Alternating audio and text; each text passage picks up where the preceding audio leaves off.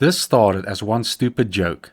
Put analog horror monsters into Tomodachi Life and watch them ask for food, make friends and fall in love. Then the island kept growing. Freddy moved in. The pumpkin rabbit showed up. The relationships became increasingly chaotic.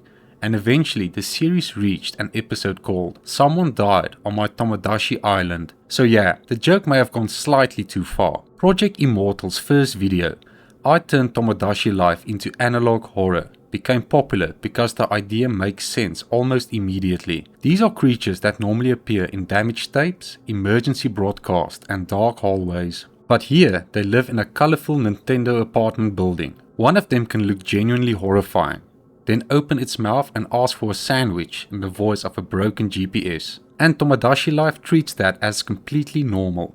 For anyone who hasn't played it, the game is basically a reality show where you create the entire cast yourself. You add Miis to an island, choose their voices and personalities, and then watch them slowly develop their own lives. They make friends without asking you. They get into arguments over almost nothing. They confess their feelings, get rejected, and then spend the rest of the day completely devastated because a 3-foot tall nightmare creature didn't want to date them. You can feed them, give them advice, and occasionally interfere. But you don't control every decision they make. A lot of the strangest moments happen because the game creates them by itself. And that's exactly why this island works. Project Immortal decided which creatures moved in. After that, the game decides who they like, who they hate, and who they suddenly decide they're in love with.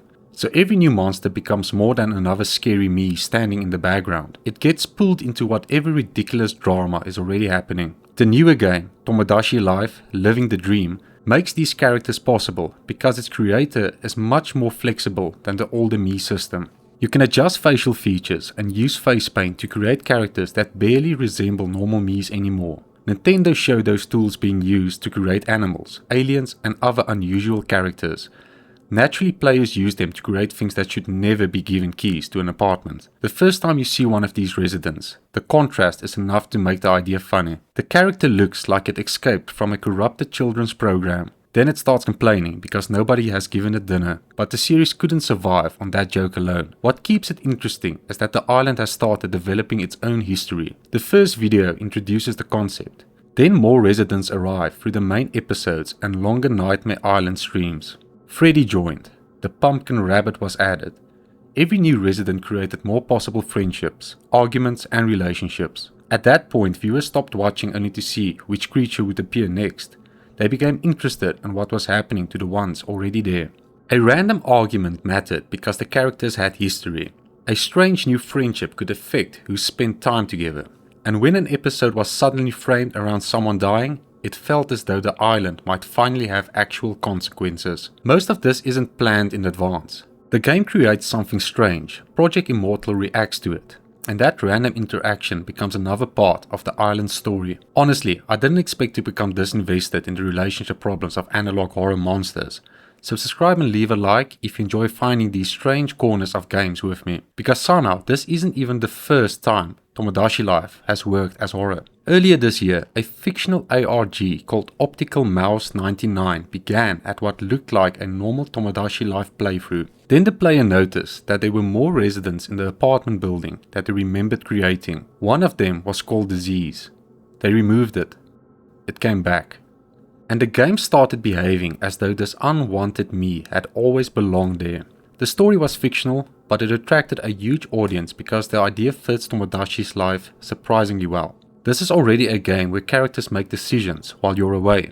They form relationships without permission, they appear in bizarre dreams, and their synthetic voices occasionally turn completely normal sentences into something that sounds vaguely threatening. So when someone claims that an extra resident appeared without being created, it feels just believable enough to be unsettling. Project Immortal's island takes the same idea and reverses it. Instead of one corrupted me hiding among ordinary residents, almost everyone on the island looks like they shouldn't be there, but nothing changes. The cheerful music continues. The residents still ask for clothes. They still go on dates. They still get upset when someone doesn't visit their apartment. There's no warning that a dangerous creature has arrived. No music change, no mission telling you to escape. It just becomes your neighbor. And that's much stranger than placing these characters inside a normal horror game. In a horror game, you immediately understand the situation. The monster wants to kill you, you want to get away. Here, the monster might ask whether it should confess its feelings to another resident.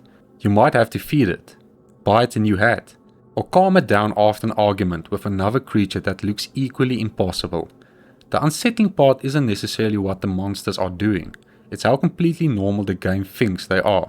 And because the island keeps producing new interactions, the series can continue without needing one massive storyline planned from the beginning. A new creature moves in, it becomes friends with someone. Those two start fighting, another resident gets involved. Then someone disappears, gets removed or becomes part of a much bigger event. And suddenly viewers are treating it like a major development instead of a disposable joke. The island is slowly creating its own continuity. That's probably the most surprising part of the whole series. The original idea was incredibly simple. Put analog horror monsters into a Nintendo Life simulator, but the game didn't turn them into enemies. It gave them routines, it gave them relationships, and after enough episodes it gave viewers a reason to care about what happened to them. A normal horror game would make these creatures chase you through a dark hallway. Tomodachi Life lets them move in next door, start dating and complaining that you bought them the wrong food. And somehow that feels even more wrong, because the island didn't really become disturbing when the first monster arrived. It became disturbing when the game welcomed it and carried on like nothing had changed.